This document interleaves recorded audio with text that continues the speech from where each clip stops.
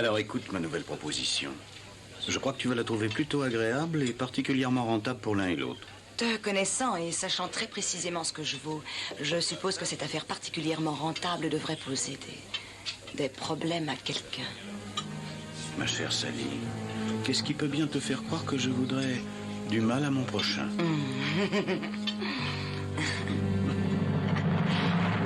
Tu te rends compte de ce qu'il a fait? Mais oui, chérie. Il a fait rouvrir le puits 23. Le puits 23, mais c'est rien, il a acheté une raffinerie. JR, calme-toi. Me calmer, mais essaie de te rendre compte de ce que ça représente. Il a réussi là où j'ai toujours échoué. Il est parvenu à acheter une raffinerie, il a pu réunir l'argent, je ne sais pas comment il a fait, mais je vais le découvrir. Quelqu'un va me payer ça. Qu'est-ce que tu vas faire? Je vais briser Bobby. Je vais le démolir, même si ça doit détruire la compagnie Ewing.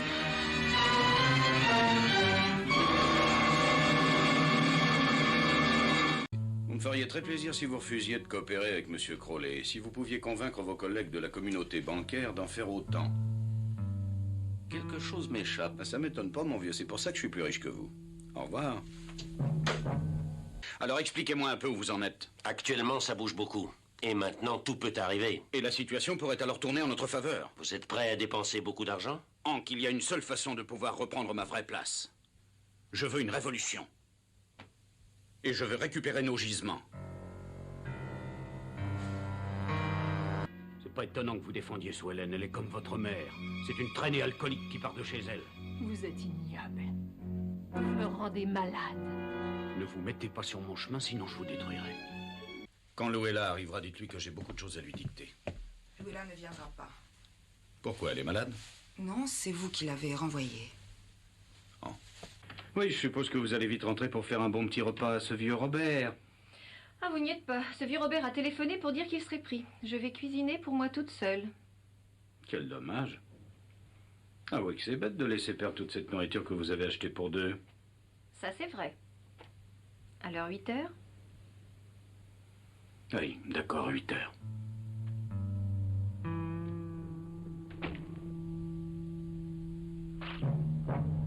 Tu ne crois pas que je mérite mieux que ça? Non, pas du tout. Tu devrais même être envoyé. Après ton échec d'aujourd'hui. Je ne supporte que les bons résultats. Je vous préviens, Ewing, touchez pas à ma sœur. Oh, je ne la toucherai plus. Il vous faudra un microscope pour la retrouver maintenant. Tu es fini. Tu as chanté pour la dernière fois. Il y a des millions de traînées comme toi dans le coin, je vais m'en retrouver une autre. Vous désirez quelque chose? Je viens vous faire une annonce, Barnes. Ah. Je vais vous détruire. Vous avez déjà essayé, vous avez échoué. Vous n'avez pas compris. Je ne veux pas seulement vous lessiver. Non, plus maintenant. Une fois que ce sera fini, il n'existera plus de Cliff Barnes. Ni à Dallas, ni au Texas, ni nulle part. Vous allez cesser d'exister. Je voulais vous le dire. Profitez de la vie en attendant. Je vais essayer de former un nouveau gouvernement plus à votre mesure. Mais ça peut mal tourner. Je ne veux pas connaître les détails. Je file dès demain matin. Une fois à bord de l'avion, j'irai jusqu'au bout, vous le savez. Bien entendu. J'avance avec prudence, lentement, j'essaye d'éliminer tous les risques. Mais je vous rappelle que vous transgressez la loi fédérale. On vous accusera de porter atteinte à la souveraineté d'un gouvernement. Pas de sermon, j'ai dit. Je ne veux pas faire de sermon, je refuse de garantir la perfection. Si jamais cette histoire se savait... Vous pourriez aller en prison et vous pourriez dire adieu à votre empire. Vous avez 1 minute pour changer d'avis. Monsieur Brown, je ne change jamais d'avis. Eh bien, je suis venu vous demander un emprunt à 3 mois. Tout ce que vous voudrez, JR. Combien est-ce que vous demandez? Oh, ce sont vos chevaux, là? Ah, Oui, voilà, j'ai rapidement besoin d'environ 200 millions de dollars. Qu'est-ce que vous dites là? Environ 200 millions. Eh bien, mais ça demande réflexion. Ça paraît assez difficile. Ah oui, alors nous aurons du mal à trouver 200 millions. Oh, j'ai toutes les garanties qu'il faut. Mais dans ce cas, nous pourrons rassembler une partie de l'argent. Bravo! Vous n'avez qu'à vous adresser à d'autres banques pour réunir le reste de l'argent. Bien entendu. Bien. On s'arrange toujours. Combien vous en voulez? Assez pour en stocker 5 millions de barils. 5 millions? Vous avez bien dit 5 millions de barils? Oui, c'est exact.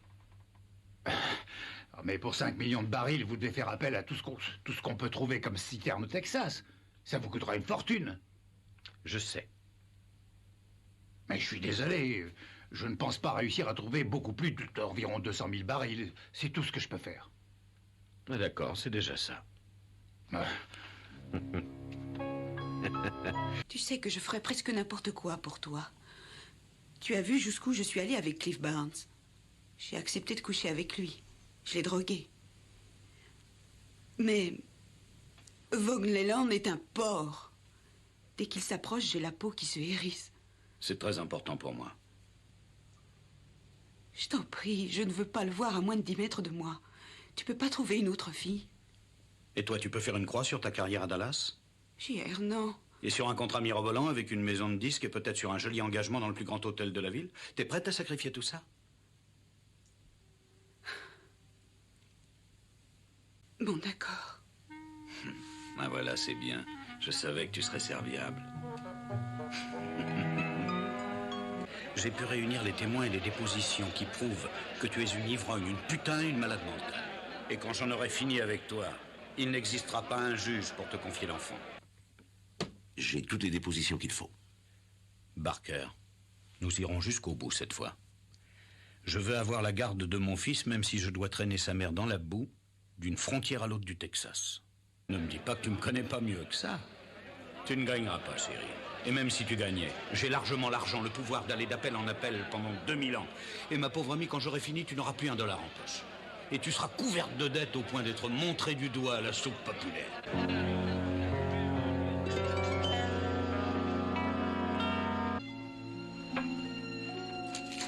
Je suis désolée. Oh, Seigneur, c'est rien, c'est pas grave. Mais laissez la porte ouverte. Et fouillez-le quand il partira, j'ai déjà assez perdu de cendrier. Je le connais. Faites-moi une enquête poussée sur lui. Vous avez des problèmes avec lui? Eh bien, il y a quelque chose que j'aimerais beaucoup le voir me donner spontanément. Quelque chose de particulier qui vous intéresserait? Ah, ben c'est vous le policier, je vais pas vous donner des conseils. D'accord, j'enquêterai. Le meilleur moyen de ramener quelqu'un à la raison, c'est encore d'appuyer sur ses blessures. Bon. Je pourrais essayer de calmer Maxwin. Il est possible que si vous voulez bien payer les frais d'hôpital et un petit peu d'argent pour le blesser... Ça, tout ce qu'il voudra, mais... Et que je mets mon honorabilité en jeu, Walter. Si vous sortez ma femme de cette histoire, je vous en serai très reconnaissant. Très bien. Je vais faire ce que je pourrai. Merci, du fond du cœur. Carole, Walter, nous sommes amis, voyons. Je ne voudrais pas qu'on puisse un jour découvrir mes liens avec la Petrostate. J'ai utilisé une série de compagnies parapluies. Il faudrait franchir 47 portes pour pouvoir comprendre que vous êtes derrière la Petrostate. Rassurez-vous. Vous êtes un génie, c'est bien pour ça que je vous ai engagé. Les compagnies fantômes, c'est ma spécialité. Je connais mon métier. Je vous rends un beau service. Vous allez pouvoir échapper à l'hiver de Dallas et vous vous prélasserez au soleil des Caraïbes ou dans une de ces superbes îles avec votre ravissante petite femme. Elle va adorer. Sûrement. Et les billets de première classe vous attendent à l'aéroport. Nous partons. Bravo. Ah, Walter, je vous rends vraiment un service. Dans moins de 48 heures, ça va chauffer dans la région.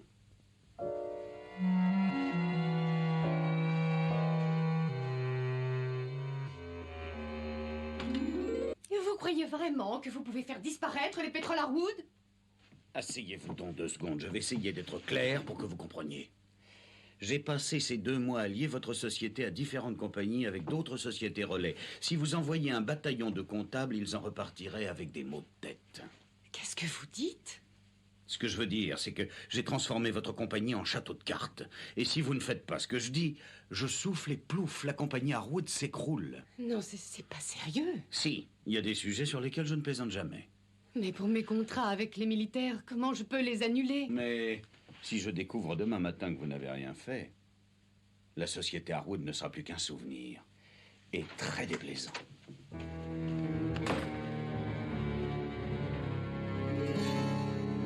Je veux mes 25% dès maintenant et que vous quittiez Harwood une fois pour toutes. On va tous dire, ma grande. J'ai pas apprécié ce petit numéro du revolver la dernière fois dans votre chambre. Mais je crois que j'ai compris. Vous voulez tout diriger dans votre chambre, très bien. Moi, je dirige votre compagnie. Et vaut mieux que vous vous en souveniez. Pas tant que je serai les Petrol Harwood. Ah non, là, c'est vous qui ne me comprenez plus. Alors, je vais parler le plus clairement possible. Holly, vous n'êtes plus les Petrol Harwood. Et non, c'est moi.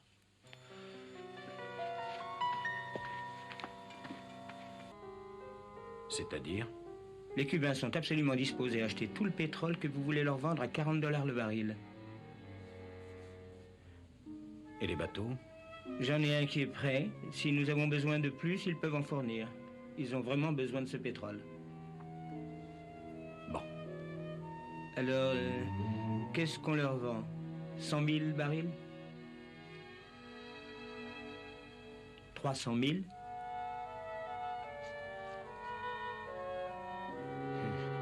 Et à combien vous pensez, JR?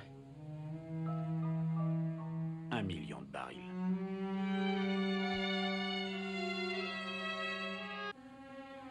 Vous me le paierez, JR. Oh oui, vous me le paierez très cher. Si vous voulez. Mais il va falloir que vous attendiez votre tour. Je ne suis pas intéressé. Écoutez-moi au moins. Je réglerai pour vous tous vos frais de justice et toutes vos amendes. Et le brave sergent ici présent fera tout son possible pour que les charges contre vous soient réduites au minimum. Après tout, c'est une situation dont un bon juriste doit pouvoir vous sortir. JR, j'ai tout perdu, tout. Mais non, les choses ne sont pas aussi noires, Walter. Tout ce que vous avez à faire, c'est me donner le nom de votre contact à Cuba. Et je m'arrangerai pour vous remettre à flot. Non, je ne veux rien avoir de vous. Vous avez causé ma perte, JR. Je n'ai plus rien. Rien du tout. Ni femme, ni travail, rien. Et j'ai un casier judiciaire. Et j'allais vous faire gagner des millions. Et maintenant... Laissez-moi seul avec lui, JR. Peut-être que j'arriverai à le convaincre. Il n'est pas à point. Il faut trouver un autre moyen. Alors, vous n'avez pas les cartes maîtresses. De toute manière, ce que je fais n'est pas une générosité de ma part. Vous voulez que je sorte de votre vie. Vous devez payer pour ça. En bon argent comptant. Non, attends. Tu veux trop de choses. Tu veux le nom des Ewing, les privilèges et la liberté de te conduire comme une traînée. C'est toujours ce que tu as voulu. Ce que j'ai fait, je l'ai fait pour vous. Mais je ne sais pas de quoi vous parlez, Alan. Mais j'avais essayé pourtant de vous dissuader de travailler pour Cliff Barnes et de vouloir épouser ma nièce Lucie. Aujourd'hui, vous devez logiquement payer le prix. Attention à vous, JR. J'en sais suffisamment pour vous créer de gros ennuis. Ah oui, je vous en prie, essayez. Mais permettez-moi quand même de vous donner un petit conseil. Quittez Dallas. Repartez là-bas dans votre nord pourri, pendant qu'il en est temps. C'est clair? Oui, c'est même très clair. Bon. Mais qu'est-ce que vous attendez? J'ai des choses plus importantes à faire que de perdre mon temps à discuter avec vous. Tu sais que j'arrive toujours à ce que je veux. Dis-moi, JR, avec quelle traînée vas-tu encore passer la nuit? Et qu'est-ce que ça peut te faire? De toute manière, elle sera obligatoirement plus intéressante que la traînée que j'ai sous les yeux. Mais ne partez pas en coup de vent. Vous avez réussi. Et j'admire les hommes qui obtiennent ce qu'ils veulent.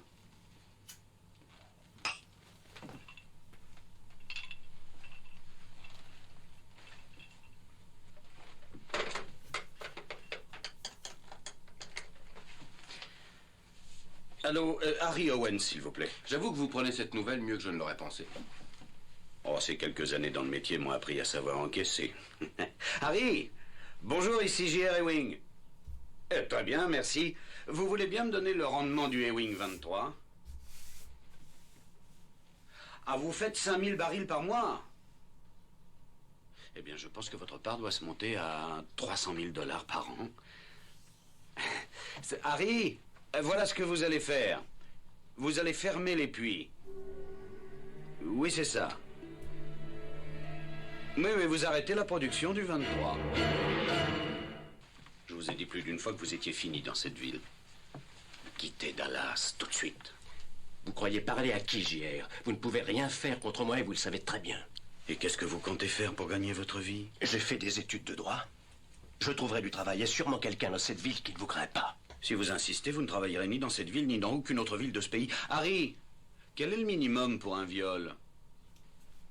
Vous dites n'importe quoi. Enfin, cette pauvre fille que vous avez violée il y a un peu plus de 2 mois, je crois. C'est bien ça, monsieur Ewing.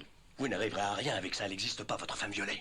Harry, pas de femme violée, c'est vrai? Une blonde, une brune ou une rousse? Vous voyez, c'est une simple question de temps.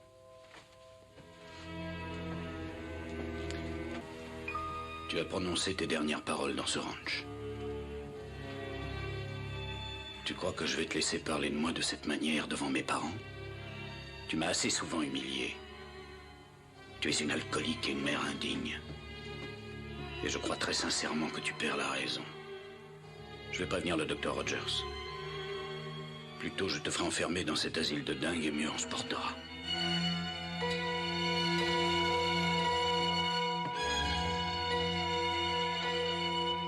La perte pour la famille Ewing doit se chiffrer en milliards de dollars.